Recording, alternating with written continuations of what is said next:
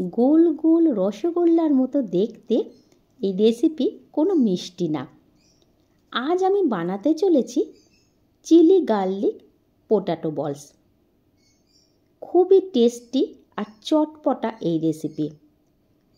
যখন একটা খাবে তখন মন করবে শুধু খেতেই থাকি আর খেতেই থাকি।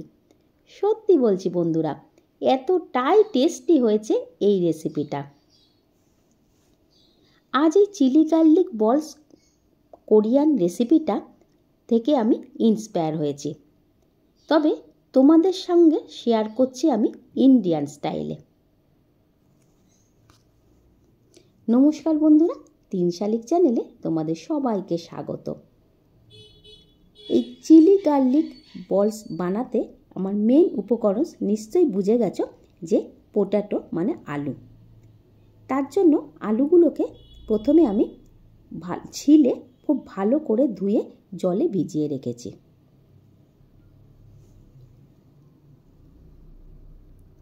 এবার আলুগুলো নিয়ে পাতলা পাতলা স্লাইস করে কেটে নিলাম।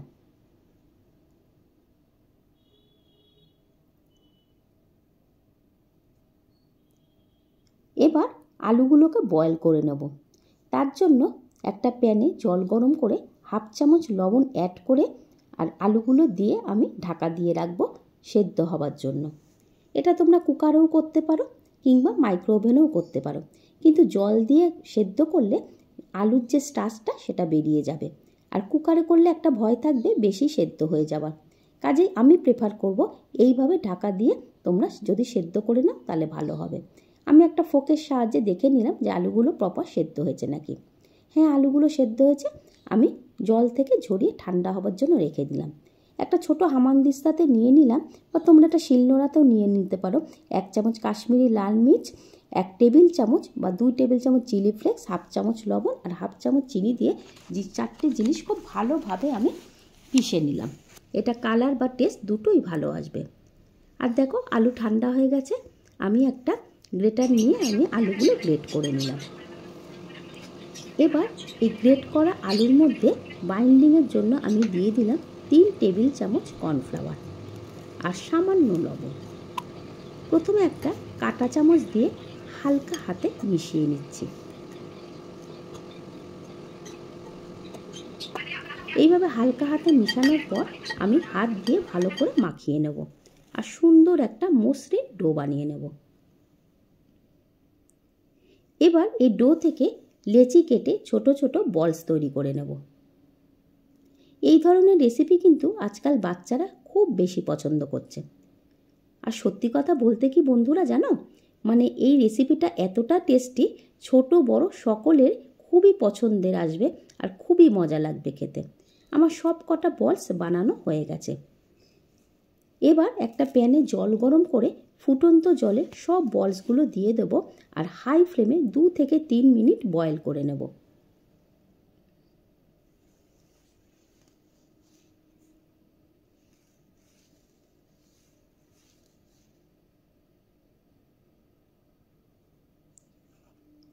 একবার স্প্যাটুলা দিয়ে একটু নাড়িয়ে দেব। বয়েল হয়ে যাবার সঙ্গে সঙ্গে ঠান্ডা জল দিয়ে ধুয়ে ফেলবো, নয়তো কিছুক্ষণের জন্য ঠান্ডা জলে ডুবিয়ে আবার তুলে রেখে নেব।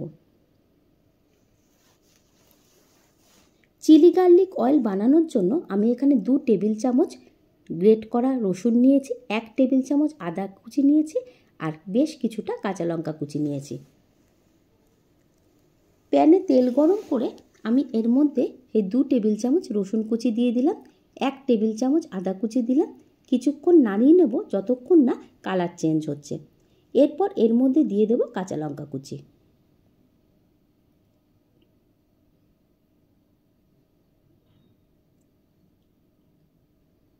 তারপর দেব চিলি ফ্লেক্স মশলা যেটা বানিয়ে রেখেছিলাম লবণ আর চিনির সঙ্গে, সেটা দেব আমি এখানে 1 টেবিল চামচ। এখন গ্যাসের ফ্লেমটা একদম লো করে দেব, কারণ লঙ্কাটা তা না হলে জ্বলে যাবে। এরপর এর মধ্যে দিয়ে দেব 1.5 চামচ মতো সাদা তিল।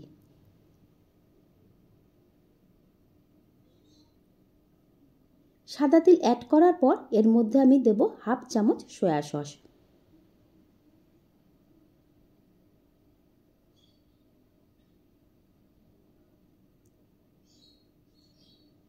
সব কিছু খুব ভালো করে মিক্সড করে নিলাম।